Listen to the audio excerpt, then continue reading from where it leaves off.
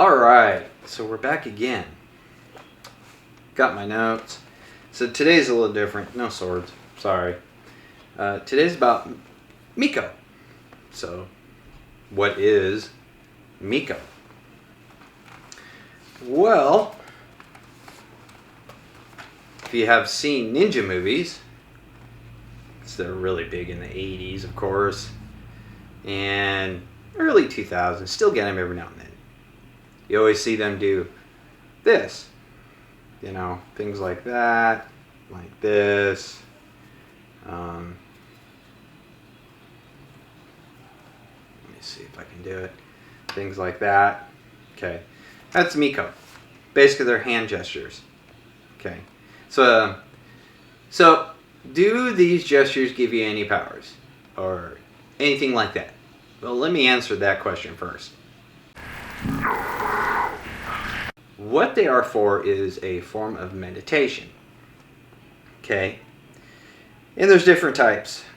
There's Kujin, which is a Buddhist type. And then there's Kuji no In. Alright? And Kuji no In means, let me see here, the hand seals of the 9 sounds. Okay? Kuji In is basically, first let me back up a little bit. They're normally associated with Buddhist teachings. Okay, like if I remember the name correctly, it's mantras. All right, but they didn't derive. Some scholars believe it didn't derive with Buddhism. It derived from Taoism. Okay, because they actually found some records that predate Buddhism from using them. Okay, so they think Buddhists picked up the teachings and then incorporated it into their teachings, and they've been known to do that. Now, it's not just Taoists and Buddhists that do it. Shintoists do it as well. Certain temples. Okay. So what it is a form of meditation, and each symbol represents something, depending on the sect that you're in. It could be the elements, your body, various things. Okay. And mikkyo means, it means secret teachings. Okay. It's also supposed to kind of like help energize your inner energies. Some people call it chakras. Okay. And that's based on, their philosophy that, everyone has, an energy web inside ourselves, which we do have energy running through our bodies. Okay. That's why it's very, very bad to let your kid put their finger in a light socket, because the energy going through that is the same amount of energy that goes through your body. So you become the ground. Don't let them do that. But that's what mikkyo is. Okay, it's a form of meditation to help you. You don't really clear your mind 100%. It's impossible to do. Okay. But it's to help relax you. Basically, if it does clear your mind, you're trying to get the things, normal, everyday life things that would trouble you out of your mind, if that makes sense. Okay. That's what it's for. All right, you're trying to create a balance in yourself with your mind and your body. A very good book I found, a very, very good one, is this one. Okay. You can find this on Amazon. I'll leave a link, if I remember to, in the description to this book. It's called Occult Japan, The Way of the Gods. All right. And this is written from a guy. This is actually written, the first edition was 1895 when this was first written. The new edition, revised, basically, it was in 2019. So that's not that far long ago. Now, just so everybody knows, if you look for this book, like I said, Amazon has it. There's 2 versions. They're both the same. This one is $20. There's also a $60 one. Now, I think the $60 one is leather bound on the outside, if I remember correctly. It's been a while since I've looked it up. I went for the $20 book. Okay? It's actually a very good read. This is written from a non-believer. Okay?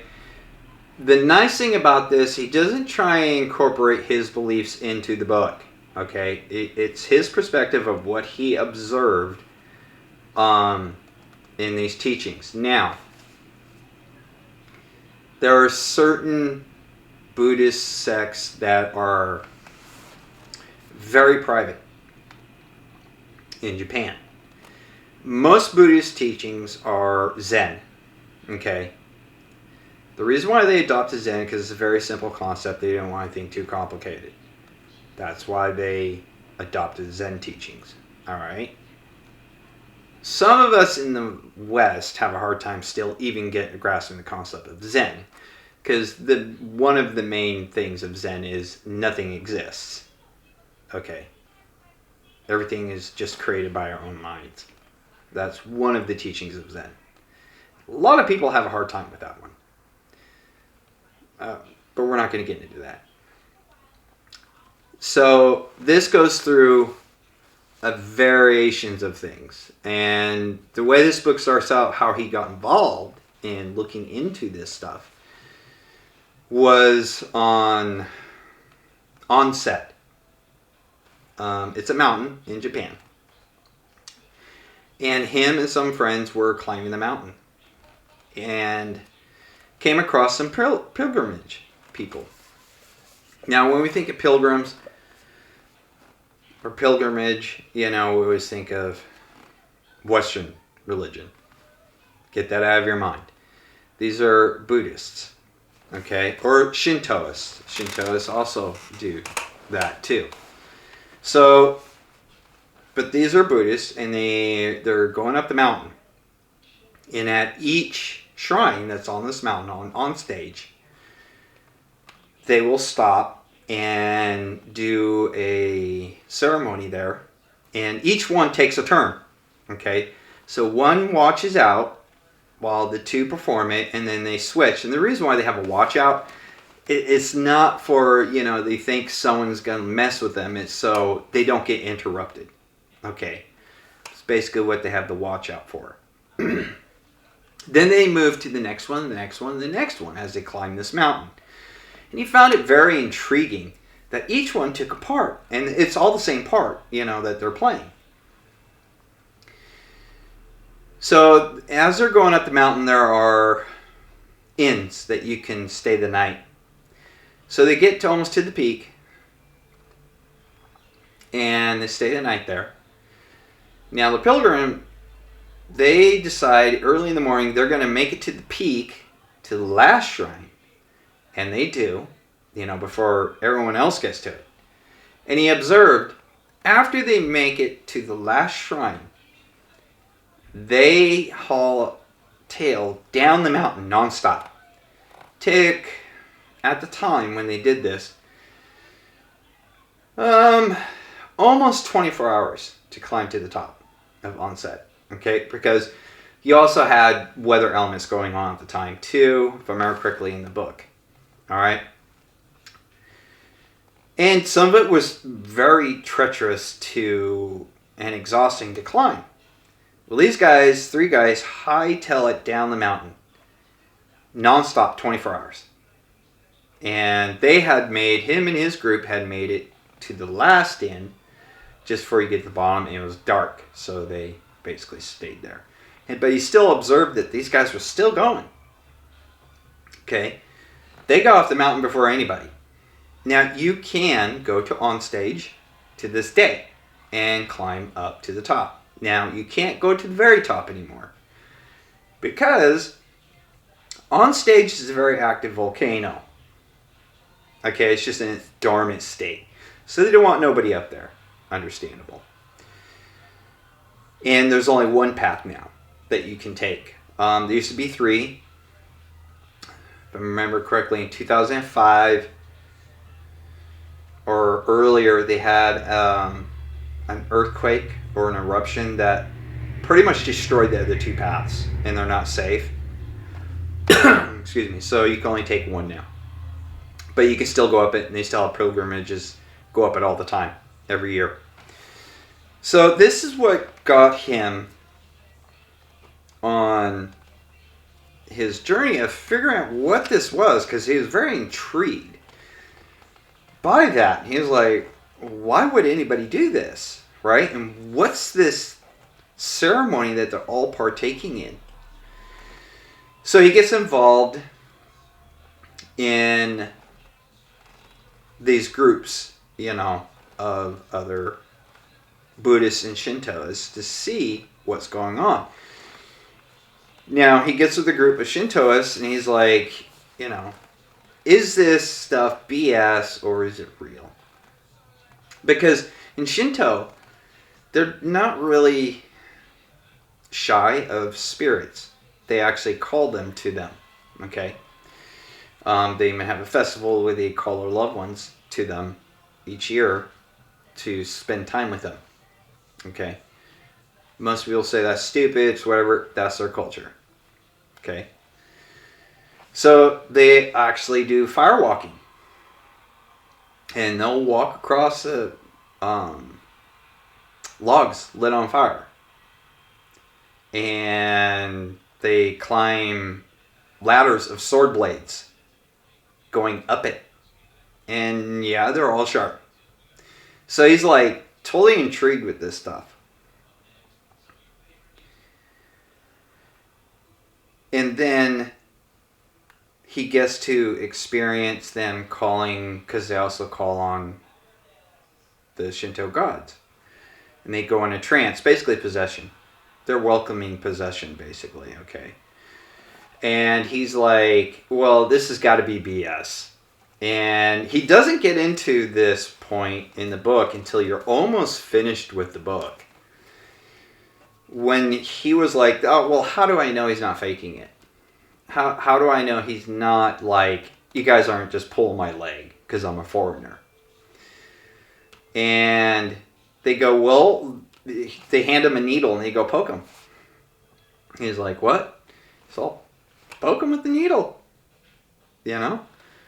See if he jumps. If he jumps, he's probably BSing you. Or if he doesn't jump, then he's actually possessed, right? This is how they explain it to him. So he does. Every in the book, every possession that he goes to, he pokes them with the needle. Yeah, and he does it in a way where they can't see him. So he just goes up real quick and pokes them. So I think it's kind of messed up. But anyways, supposedly, none of them flinch, no nothing. So he's like, what the hell? Because that would catch anybody off guard. So where does this come into for mikkyo? So this is what they use to get themselves prepared, either for possession or doing the fire walking or the ladder of blades. I believe that's what it's called. They would do the hand gestures, mikkyo, to get themselves ready for either these customs or their, lack of a better word, we're just going to call it possession. Okay. And he talks about it in this book, that they do hand gestures first. Now, he didn't know what the hand gestures were because he didn't ask. So, but that's what they are. They're a mantra of type. Hopefully, like I said, I got that right. But I highly recommend this book if you really want to dive into their culture and their beliefs and what they practice and stuff. This is a very good book. Like I said, I highly recommend it. If I remember to, I'll put a link to it, to the Amazon page that has this book. But yeah, they're really nothing. And the reason why they call it secret teachings is because, like I said, this one Buddhist temple teaches, and it's esoteric. Actually, it's the oldest esoteric Buddhist teachings in Japan, still active today.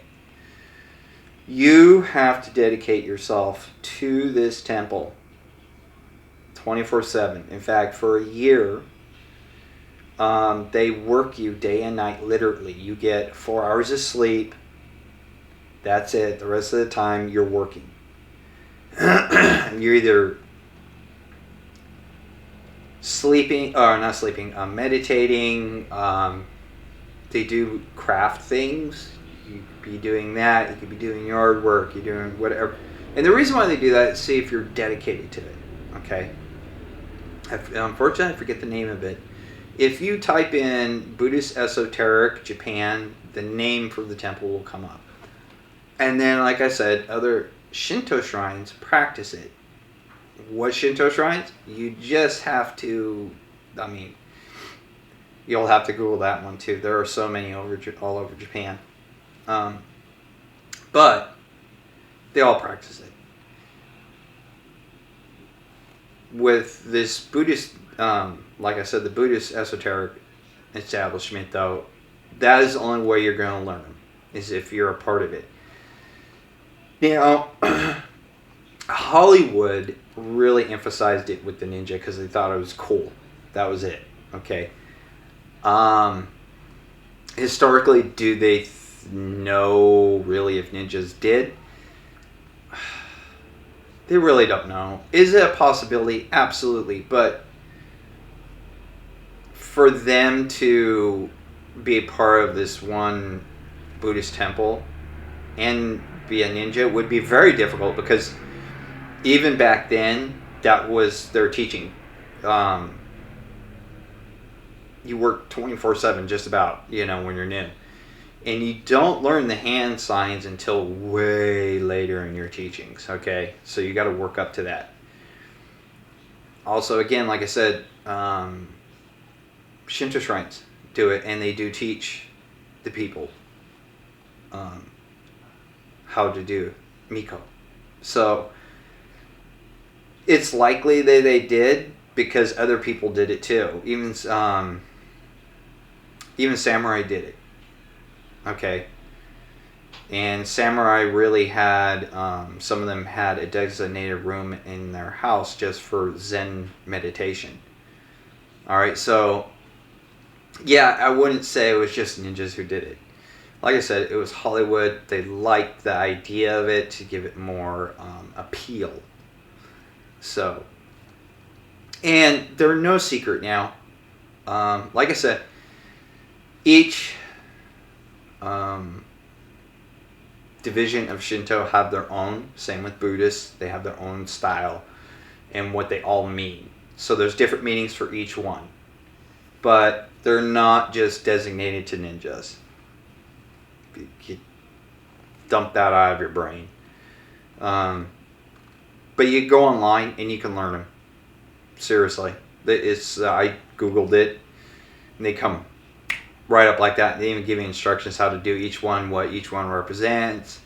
If you're supposed to present a sound, it tells you what sound you should make. All kinds of things. So the knowledge for those are all out there. I used to know a couple. Haven't done it in a very, very long time. Let me see if I can remember. See, this is one. This is very basic. Here we go. There's another one. Just like that. There's all kinds. There's simple ones like this. Okay. Then like this. Then like this. This is the most traditional one for samurais when they meditate. It's just your thumbs don't touch. Okay. So they're not hard to learn. They're very easy. If you want to learn them, go for it.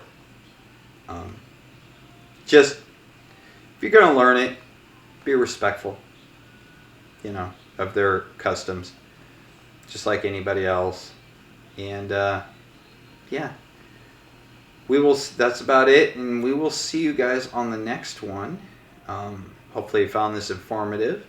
Been meaning to do this video for a while now, but have fun with it, learning it. There's a lot of resource out there to learn even more. But like I said, if you want to dive into more of their culture, this book is awesome to do it with.